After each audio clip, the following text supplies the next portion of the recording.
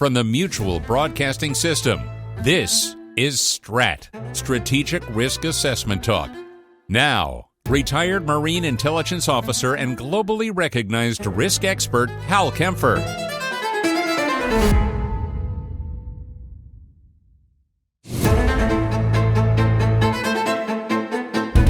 Well, I'm glad to have you back on STRAT. I'm going to be talking about a number of different things. Today I'm going to cover some key issues tied to the global front lines. Of course, the dominant issue and the thing I really have to talk about is the Israel-Iran war. And I don't know any other way to find it. It's a war. I've been asked on the air whether it's a war or not.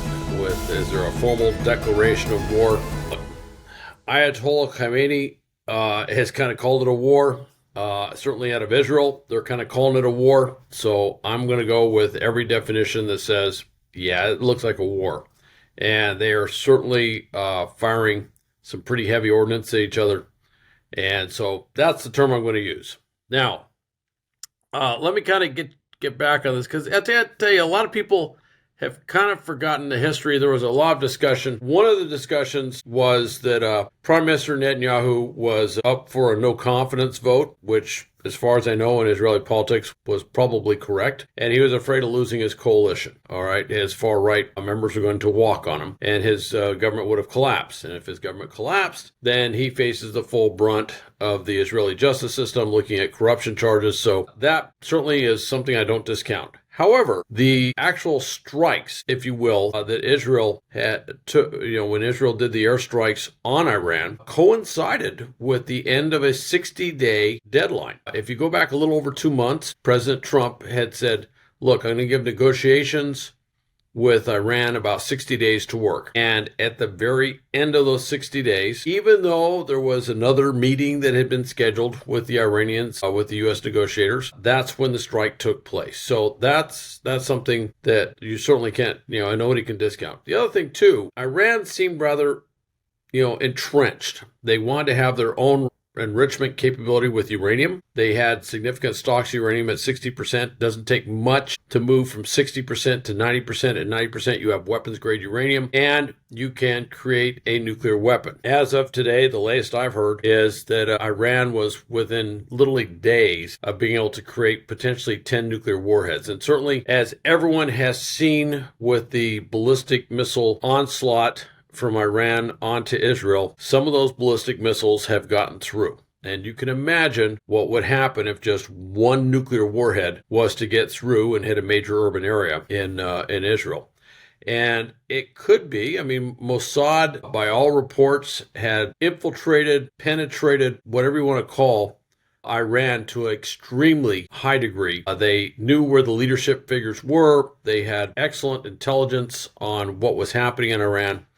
And certainly I'm inclined to think that a lot of the decision-making was intelligence-driven, if you will, by what they were picking up out of Iran. That Iran may have been hitting that point where they said, maybe things would be easier if we actually had a nuclear weapon in the stockpile. That's, I have to say at this point, without anything further to go on, that's just a supposition, a hypothesis, if you will, but it would certainly be a very solid rationale for Israel to do that. Even if Israel just thought they were going to lean that direction and thought they could do something like that, they were so close to the threshold of being able to create a nuclear warhead that Israel really doesn't have a whole lot of leeway to do that. If Israel was in a position where they looked at all the things lining up on the board in terms of what they could hit, the effect on target, could they potentially stop anything from happening, that has a quality all its own, is when the targets array themselves, if you will, on the battlefield, however you want to define that,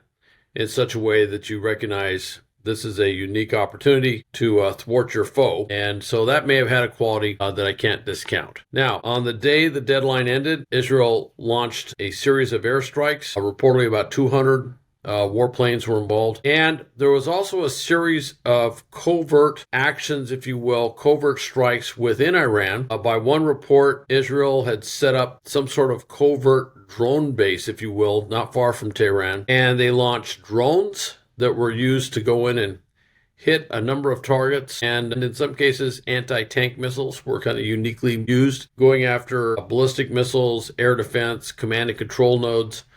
And obviously, some of those clearly were tied to taking out leadership targets, if you will, Revolutionary Guard Corps targets and others within their military complex, and probably some of those, a number of nuclear scientists that were killed in the initial wave of attacks. So it was, I would tell you, if you look at how it was all coordinated, it was nothing less than a brilliant military operation in terms of what they accomplished. Reminds me of what they did in Lebanon going after Hezbollah with the pager attacks, the walkie-talkie attacks, and then some extremely well-targeted airstrikes that basically decimated the leadership of Hezbollah and took that very powerful Iranian proxy organization and has literally knocked it back on its heels to where the government of Lebanon is talking about disarming Hezbollah, and it would no longer be a paramilitary force. So that kind of reminds me of what they've done there. Following on that, and of course, Hezbollah was their number one proxy. That was kind of the crown jewel, if you will, in the Al-Quds Force proxy network around the world, and they're gone.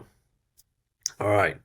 In that one night, they eliminated a lot of nuclear enrichment capabilities, air defense, ballistic missile capabilities, took out swaths of top Revolutionary Guard Corps and military leadership, and the strikes have continued, and Israel has recently said that this is going to go on for weeks, not days. And that doesn't surprise me. That makes sense because they have kind of hit a strategic inflection point. Once the war kicks off, once this has happened, there's a new calculus, if you will, that the Iranian regime has to go through. And of course, part of that calculus is, will they try to take what they have and accelerate the attempt to build a nuclear warhead? And that is something that Israel has to look at closely. Now, it's worth recounting how Israel has pursued this larger strategy since the deadly October 7th attacks.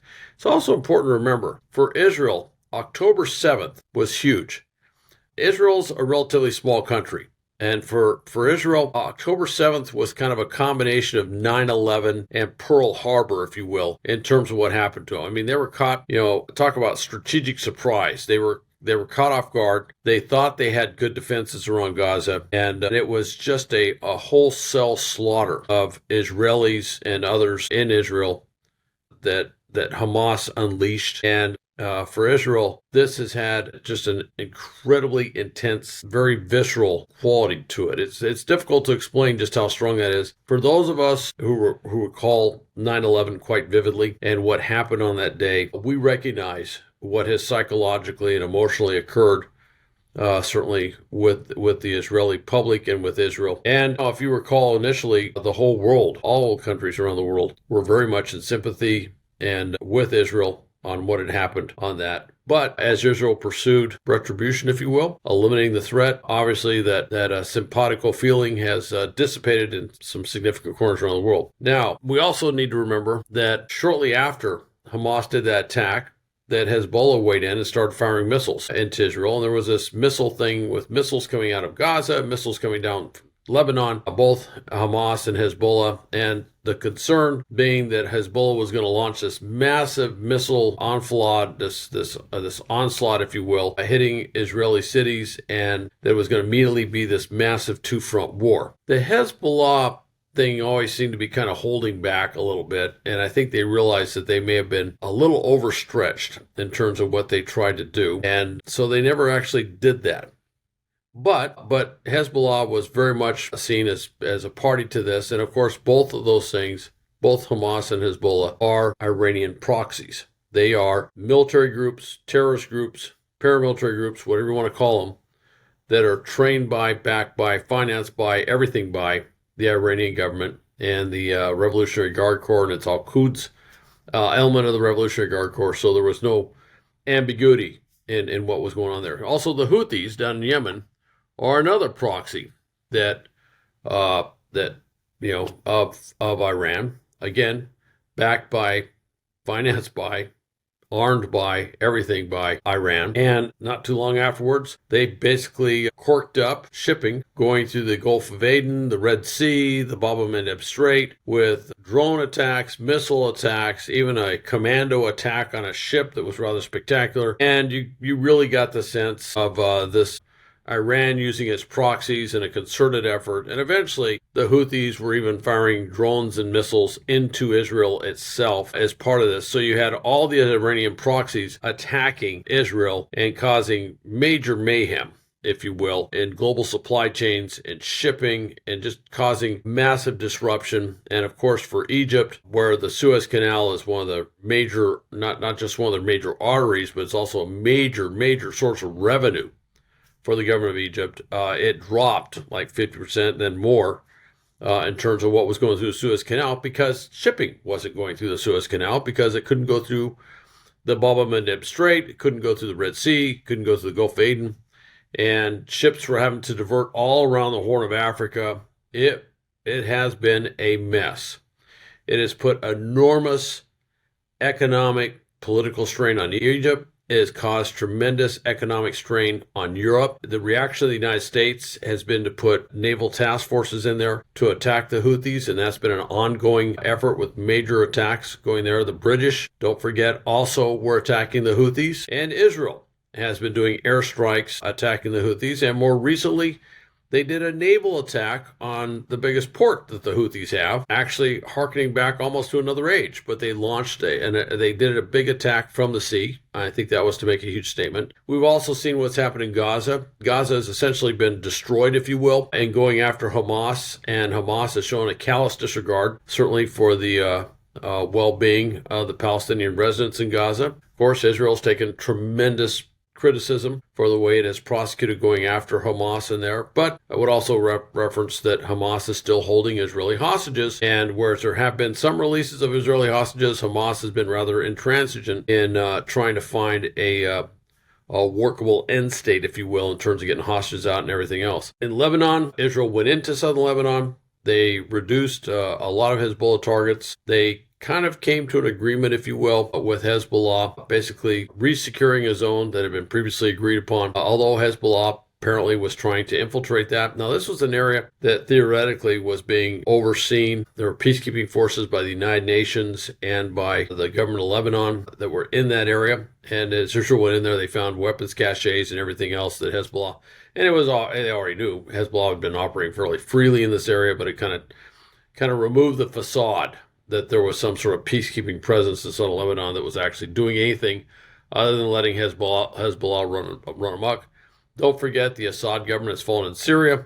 Of course, that creates another dynamic where the primary leader of the HTS faction, which is now the government of Syria, that removed Assad, is a former al-Qaeda operative, no less, although the U.S., he met with President Trump, and the U.S. is basically normalizing relations with Syria, and that's one of the great experiments, if you see, in diplomacy, if you will, kind of on, in some ways, some have said it's like Nixon going to China, if you will. It's certainly very unusual. And so, anyway, since June 14th, there's been a lot of back and forth. The nature of the strikes, the Israel's had their taking out nuclear facilities, taking out leadership positions, taking out all sorts of military stuff. Israel has now achieved what air superiority.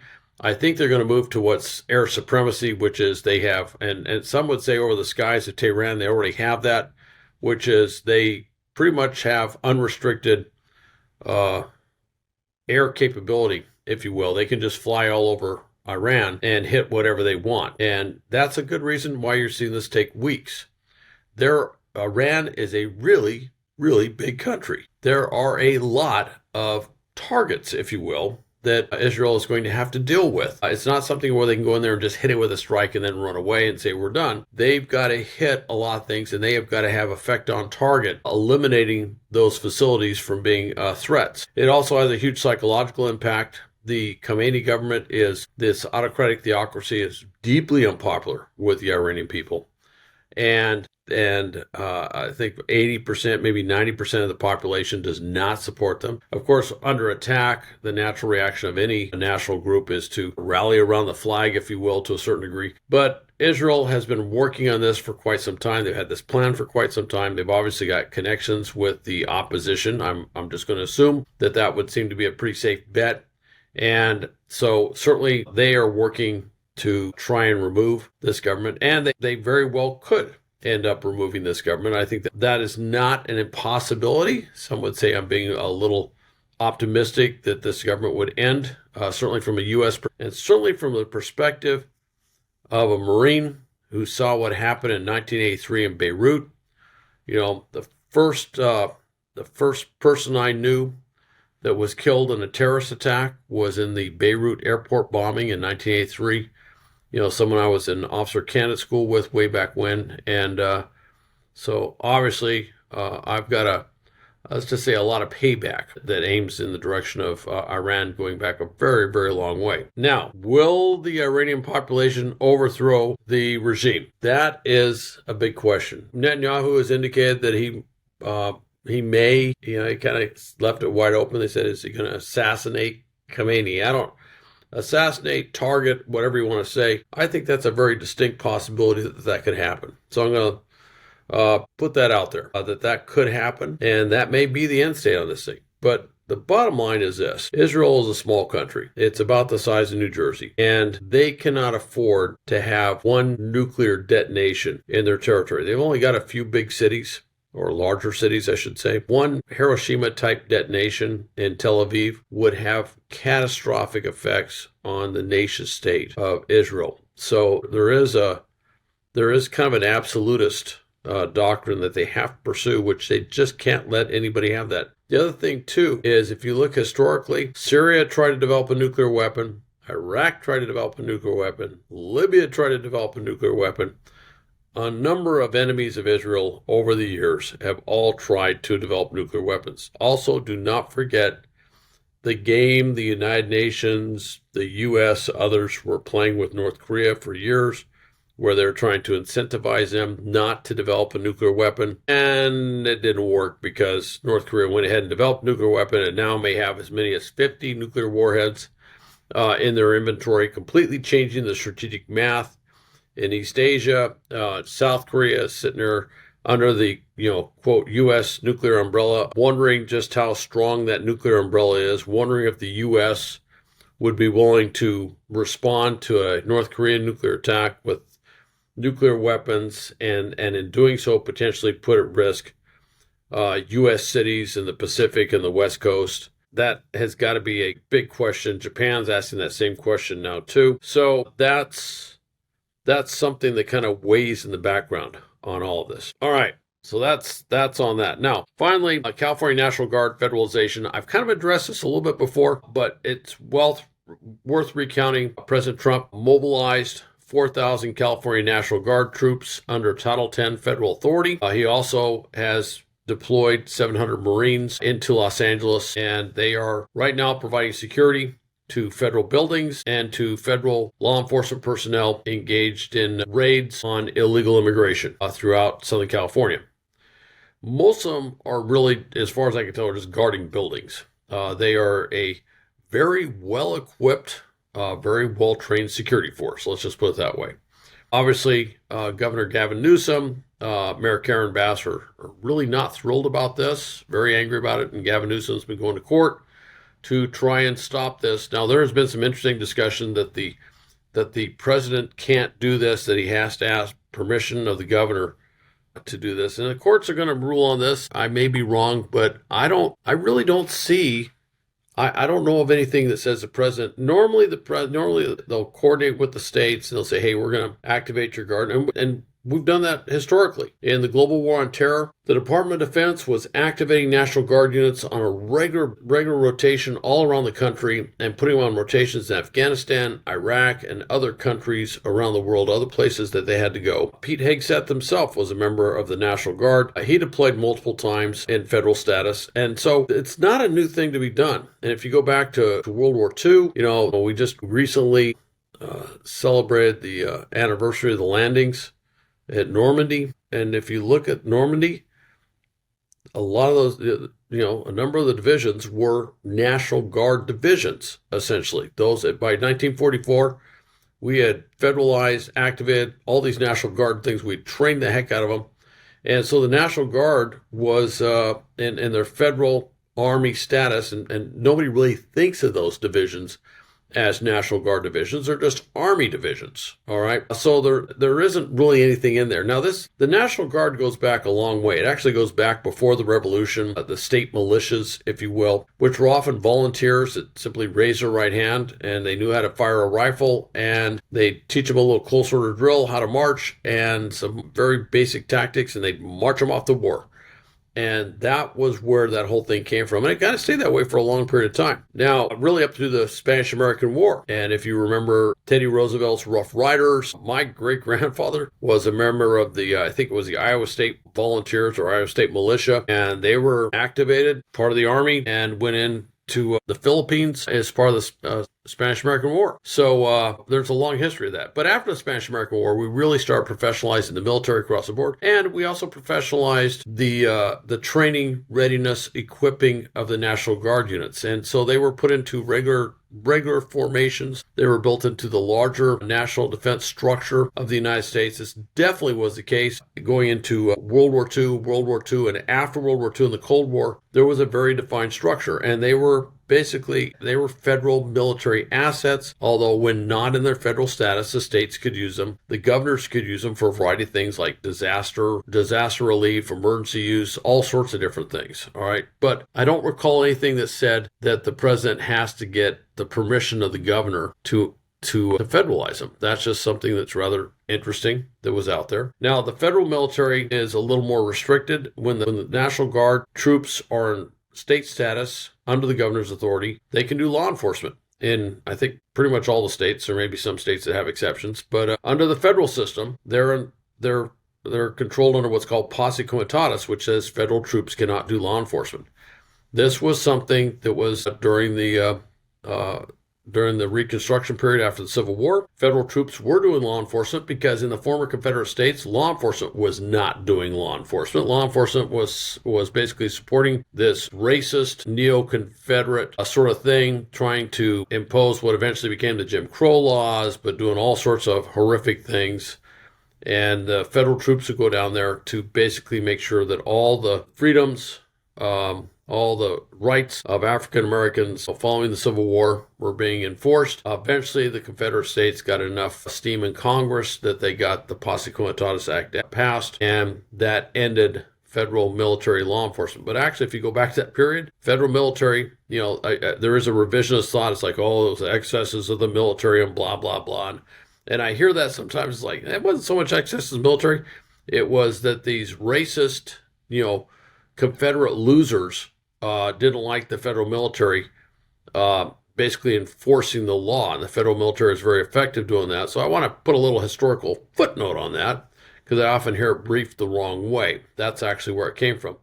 Now, if the president was to declare the Insurrection Act, basically saying that there's an insurrection, that the state and local authorities have lost control, then Posse Comitatus could be put aside, and federal troops could do law enforcement in that area because there is no other way to maintain law and order and to protect the citizenry than to have the military do that. President Trump has not declared the Insurrection Act, and federal troops have been used for security missions going back long into history. That was used for security missions, securing the mails back in the 1920s, but federal troops have been used for security all the time, so that's not a really radical mission. So, now, I saw a memo that was put out by the Cal Guard, the California Guard, and it says State Guard, and I think what they're talking about is what used to be called the State Military Reserve.